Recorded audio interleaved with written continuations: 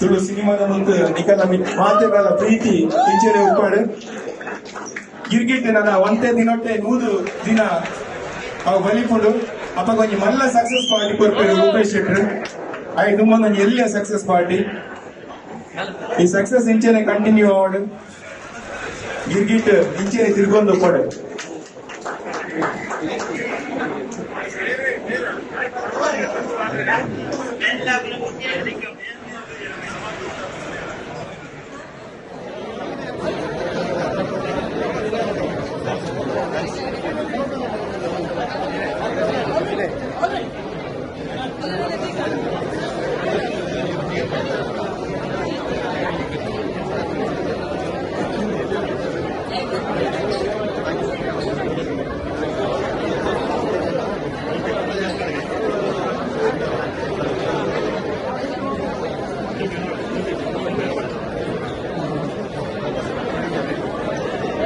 I'm pretty sure Rupesh never expected this kind of welcome.